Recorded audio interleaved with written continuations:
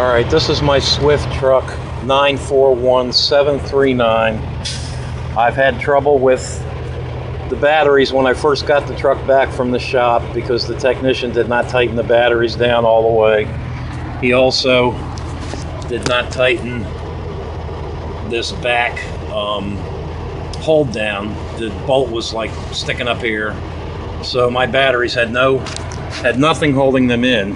Here's the front one. I admit it's a crappy setup and it's very hard to get that bolt in the back to drop down into the hole and then to find the hole. Okay, so that was like a month and a half ago.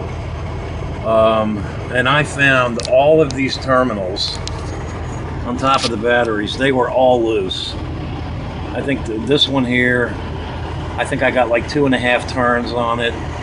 And then like maybe that one over there, I got another 2 turns or something. Okay, but today my voltage gauge was below 13 volts and I thought maybe my alternator was dying. And frankly, I don't know that my alternator hasn't died from the excessive charging that it's had to do because of my situation now. Okay, so I just took the covers off and this is what I found. You see how black that terminal is because it's been arcing. I can't push that out of the way, but that silver thing, that's a pool of lead from the terminal melting.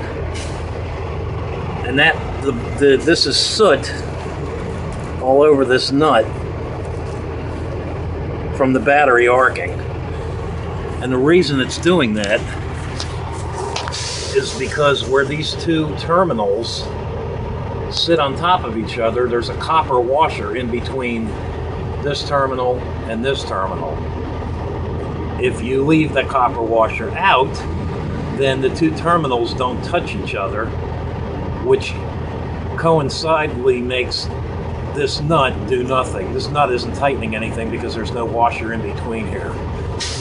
And that's what happened. I haven't taken anything else loose, but I guess now I'm going to have to take all my terminals out and see if I'm missing washers in them as well. I'm going to need a battery. This battery, when I try to loosen this nut, sparks are shooting out of it and the terminal is just spinning inside the battery. So I don't know, I may end up having to need these wires as well. And that is all caused because of your technician. You know, I was telling Mike Clark on the phone, I take my batteries out 4 or 5 times a year and wash them and, you know, check the water and clean everything. So I'm very familiar with this battery arrangement. And believe me, I cuss it every time I take it out because these bolts are a bitch to get back in, these hold down bolts.